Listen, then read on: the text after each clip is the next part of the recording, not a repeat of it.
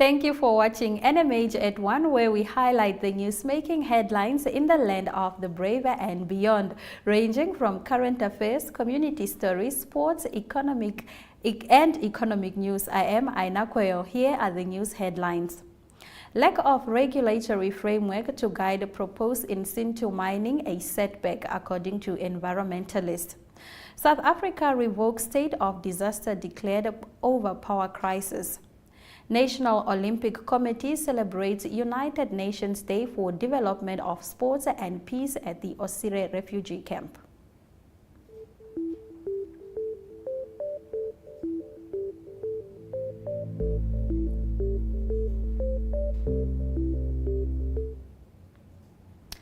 The Namibian National Olympic Committee celebrated the United Nations Day for Development of Sports and Peace at the Osire refugee camp yesterday.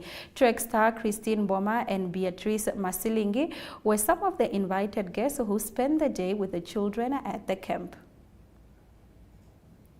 Remember to engage with these stories on our social media platforms throughout the entire broadcast. Visual news coming up when we return.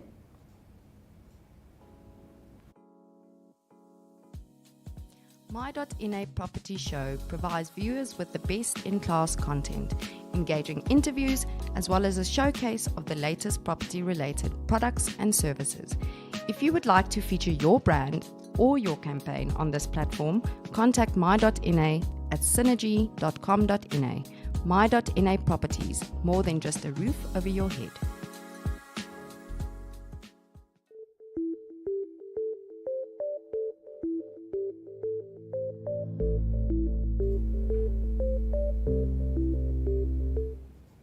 In our visual news this afternoon, environmentalist Fred Kayo says the lack of a regulatory framework to guide proposed in-situ mining in this temperate basin is enough reason for it to not go ahead.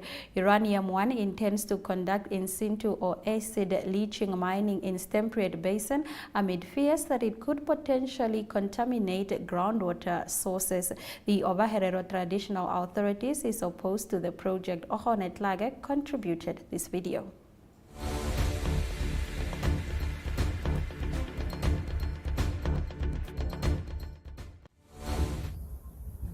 If I think there is risk, then I need to be precautious. And that is what the chief is saying, and that is the position of the OTA. There must be precaution to this thing. Number two, there are no regulations to ISO mining in Namibia. How are you going to impart on something that for which you have no regulation? There is no regulatory framework. The Ministry of Agriculture has even said that there is no regulation for ISO mining or even acid leaching. Why? The Water Act says clearly, any water that you abstract and then you use it and you want to return it to nature must be in the same condition or better. Now what are you doing? You are taking acid or acidified water and put it in an aquifer that has a different quality. That is not going to work, and that is where the regulations are needed to do any ISO mining. So at this junction, we are not going to allow ISO mining. That is what we are saying, that there is too much risk to it.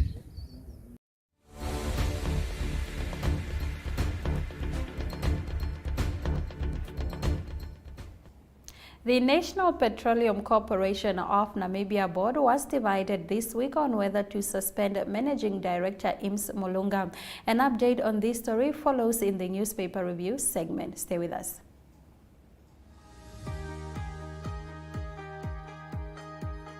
The Regional Review brings you news, views, and interviews from NMH correspondents from across the country.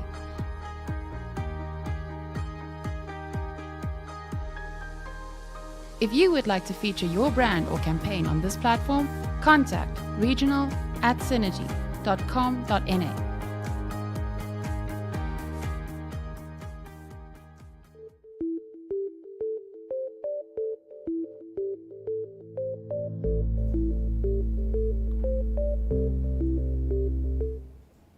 In In our newspaper review segment, Namibian Sun lead story informs that the National Petroleum Corporation of Namibia board was divided this week on whether to suspend Managing Director Ims Mulunga, but a powerful faction gunning for his head emerged victorious when it pushed through his suspension for, among other things, allegedly leaking confidential information to the media. Mulunga was abruptly ushered out on Tuesday night after a meeting held at the Finance Minister Ipumbushimi's office. According to the paper's page 3, Namibia is looking to the Middle East to learn from their expertise and experience in managing and exploiting oil as a valuable asset. This was highlighted by the Minister of International Relations Netumbo Nandi-Ndaitwah in her budget speech, during which she stressed the importance of stability and mutual understanding between countries. The ministry has requested 932.7 million Namibian dollars for its operations in the new financial year, which will include facilitation of trade between Namibia and the Democratic Republic of Congo by opening a consular mission in Lubumbashi, the second largest city in DRC.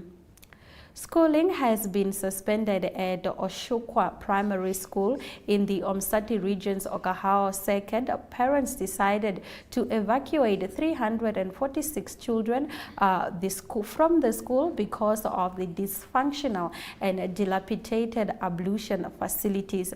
Now, parents charge that the facilities have been dysfunctional for a year.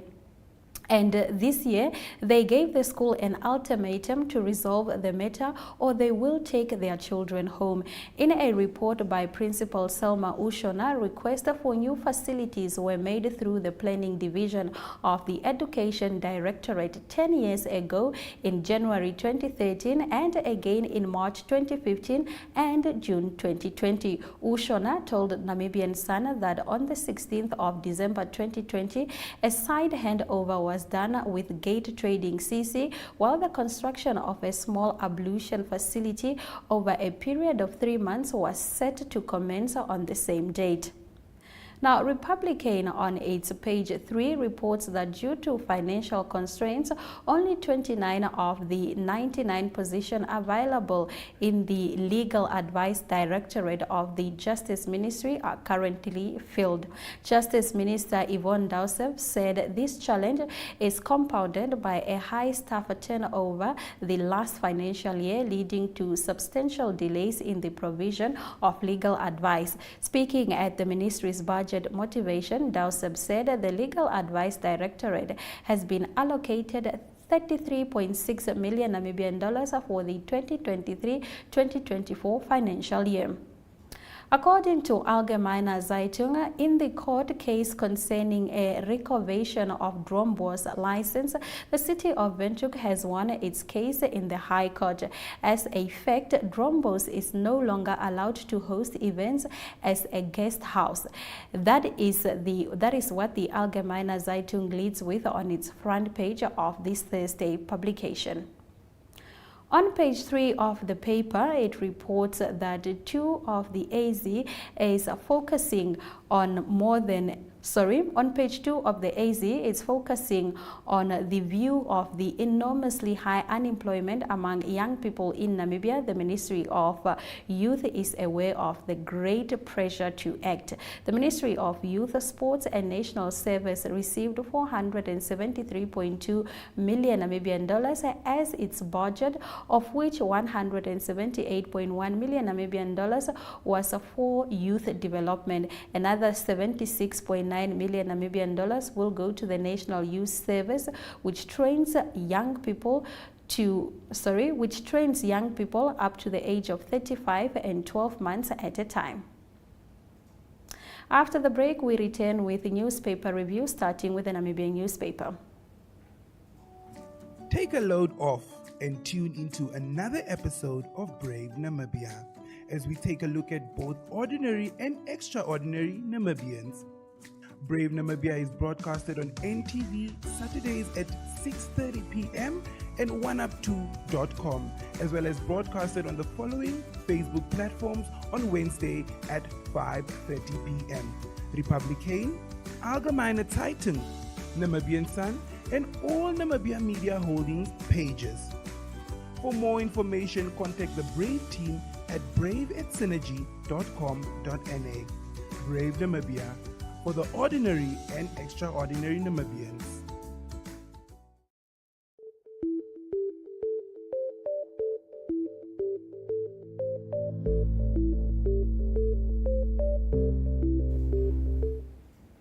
The Namibian newspaper reports that the Minister of Presidential Affairs, Christine Hoabes, is pushing for DNA tests to be made mandatory and accessible in response to the many children in the country being fatherless because men refuse to acknowledge paternity. Hoabes said this while commenting on the Justice Ministry's budget in Parliament on Tuesday. On page 3, the paper reports that lawyer Sisa Namanja has, on behalf of a Directorate of Legal Aid lawyer Eva Maria Nangolo Philemon, threatened to sue Justice Minister Yvonne Dausab in High Court if she does not reinstate Philemon as legal aid counsel, with a right to appear in the country's courts by the end of today. This comes after Dausab on Tuesday decided to revoke Philemon's appointment as legal aid counsel following controversial remarks that she made on Twitter about people belonging to the Damara tribe. On page 1 of the New Era, Namibia's lithium revenues based on Simonis Storm estimates could exceed all other commodities combined and could therefore improve the country's trade and current account balance as well as grow domestic product growth rates. This is according to the lithium report compiled by the local stock brokerage and released this week. The paper also reports that Namibian police have reportedly beefed up security for National Petroleum Corporation of Namibia board chairperson Jennifer Kamali after receiving information of an alleged plot to harm her. On page 3, the paper reports that Rosing Uranium Mine has denied claims that their voluntary separation process, which will see the mine's worker reduced by at least 400, is disguised retrenchment. The mine responded to concerns issued on Tuesday by the Mine Workers Union of Namibia Western Regional Branch and indicated the voluntary separation process is a retrenchment. The mine in February this year indicated that the mine's lifespan has been extended from 2026 closure to 2036. On the market watch, to further support the economic recovery underway, the Bank of Namibia has decided to continue with some of the measures instituted to cushion households and businesses from the worst impact of COVID-19 pandemic and its related restrictions on economic activities. The new measures provided in the Determination Bid 33 come into effect on the 2nd of April 2023 and are valid until the 1st of April 2024. The government has set aside a total of 124 million Namibian dollars for the Trade Ministry. The Line Ministry weighs in on this after the break. As we head into our economic news, stay with us.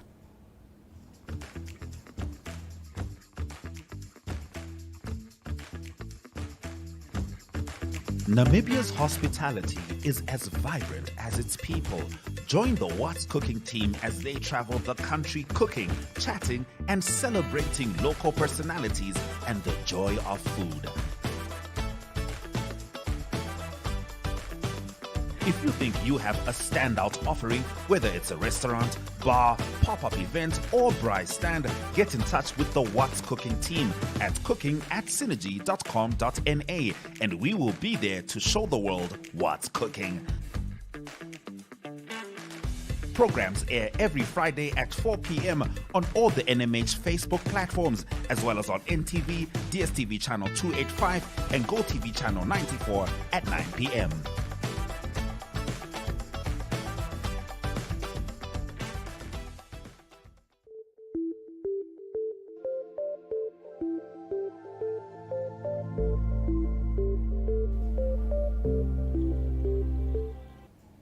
In our economic news this afternoon, the government has set aside a total of 124 million Namibian dollars for the Trade Ministry and the Namibia Investment and Development Board to fund activities that will attract investors for this financial year. Meanwhile, the draft Namibia Investment Promotion and Facilitation Bill remains in limbo and is expected to be promoted later this year, according to Lucia Ipumbu, the Minister of Trade and Industrialization. She said they have undertaken trade and investment mission to Angola and Zambia, as well as signed several bilateral agreements with African countries. The Trade Ministry mandate is to promote growth and development of the economy through the formulation and implementation of appropriate policies to attract investment, increase trade, develop and expand the country's industrial base. Now we take a look at our economic indicators.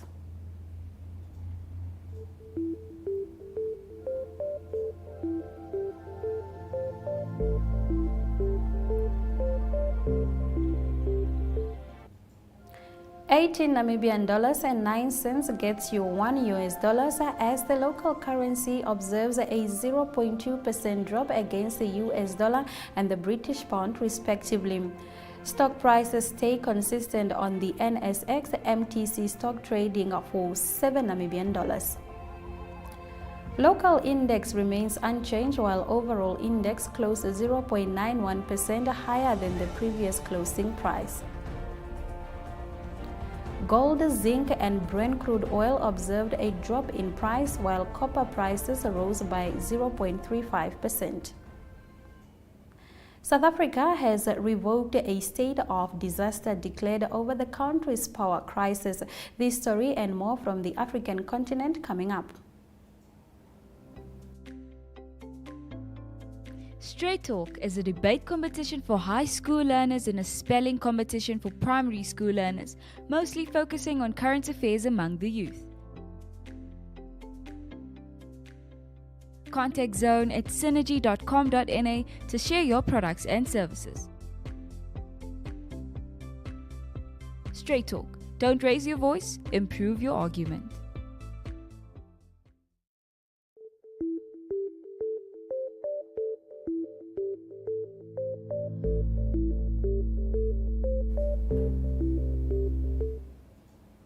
The South African government on Wednesday revoked a national state of disaster declared in February to manage a crippling electricity crisis, but said that some emergency measures would remain in place. The state of disaster gave the government additional powers to respond to the crisis, including by permitting emergency procurement procedures with fewer delays and less oversight.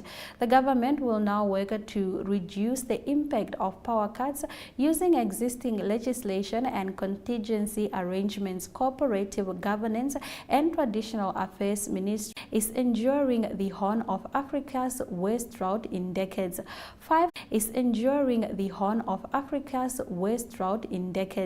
Five consecutive rainy seasons have failed, and one underway is expected to as well, prompting warnings from aid agencies that more help is needed to head off the humanitarian crisis. Nearly 12 million people, a tenth of the population, are estimated to be food insecure in Ethiopia's drought-affected area, according to the United Nations, which defines insecurity as a lack of regular access to safe and nutritious food needed for growth, development, and daily life. We take a look at our international news shortly.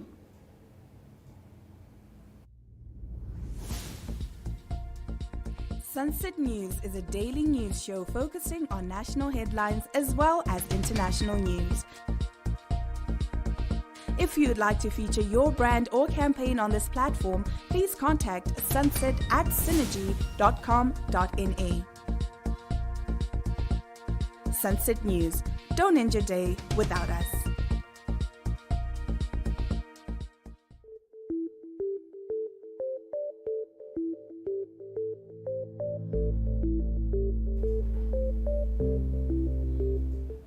In our international news, North Korea accused the US and South Korea of escalating tension to the brink of nuclear war through their joint military drills, vowing to respond with offensive action, state media KCNA reported on Thursday. KCNA released a commentary by Koo Yoon-hyun, whom it called an international security analyst, criticizing the exercise as a trigger for driving the situation on the Korean peninsula to the point of explosion. The commentary signed out the air carrier's participation as aimed at stoking confrontations, saying Yongang will respond to the drills by exercising its war deterrence through offensive action. We'll take a look at our local sports shortly after the break.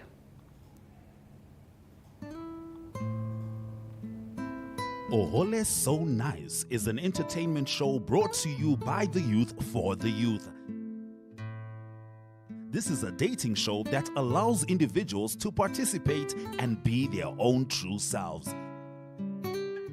If you would like to feature your brand or campaign on this platform, contact Zone at synergy.com.na.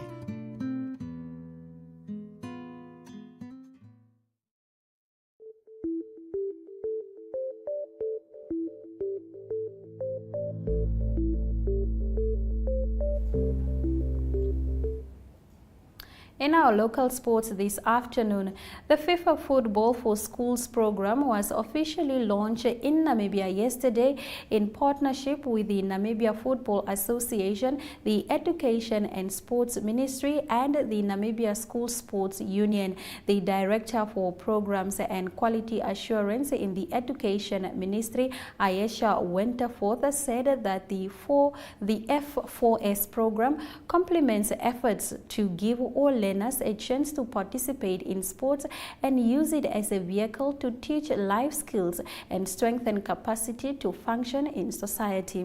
In our next story, the Richelieu Eagles' dream of qualifying for Harare has been crushed. The last two playoff games of the World Cup qualifying tournament in Zimbabwe were completed yesterday in Windhoek between Canada and Papua New Guinea, as well as Jersey and the United Arab Emirates. Canada overwhelmed Papua Guinea by 90 runs and the United Arab Emirates beat Jersey by 66 runs. We take a look at our international sports shortly. Sport Wrap is a daily show focusing on all sport news and current affairs.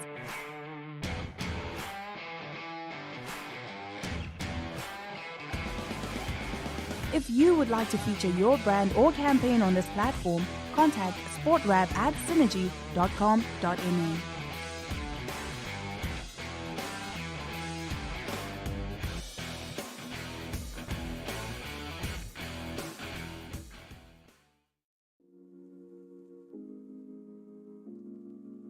Chill Sessions is an entertainment show that brings you the latest hit, fashion, and entertainment news. If you would like to feature your brand or campaign on this platform, contact chill@synergy.com.na. Chill Sessions, bringing art and entertainment to the people.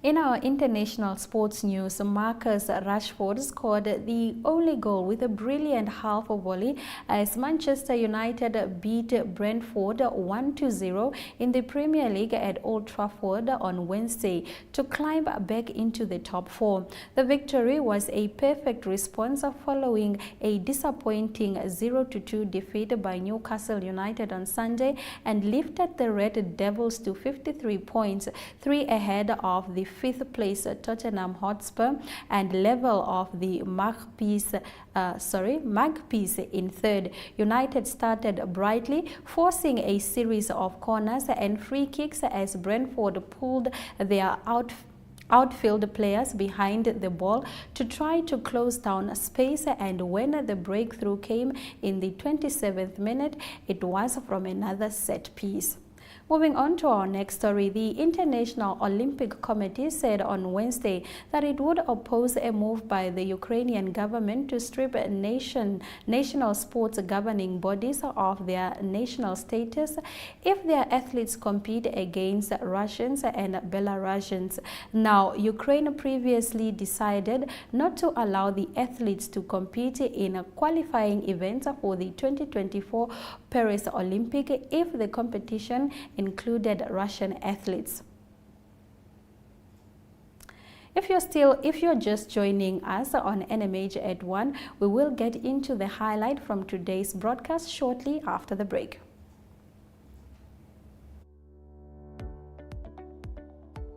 Tourismus Namibia is a weekly tourism show that brings you the latest news in the tourism industry and topics related to that. If you would like to feature your brand or campaign on this platform, contact tourismus@synergy.com.na for news and advertising related queries. Tourismus, bring the world to Namibia. 3, 2, 1. We Talk brings you community news that lies at the heart of Windhoek residents. If you would like to feature your brand or campaign on this platform, contact wetalk@synergy.com.na.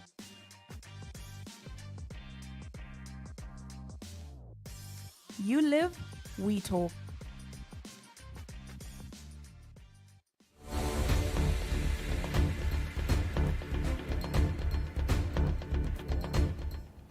Here are the highlights from today's show. South Africa's government on Wednesday revoked a national state of disaster declared in February to manage a crippling electricity crisis, but said that some emergency measures would remain in place. North Korea accused the U.S. and South Korea of escalating tensions to the brink of nuclear war through their joint military drills, vowing to respond with offensive action. The FIFA Football for Schools program was officially launched in Namibia yesterday in partnership with the Namibian Football Association, the Education and Sports Ministry, and the Namibia School of Sports Union. Those have been our highlights. Remember to tune in every weekday at 1 o'clock to spend your lunch hour with NMH at 1, catching up on the latest news in Africa, the world, ranging from current affairs, economic news, sports, and international headlines. From all of us here in studio, have a lovely Thursday.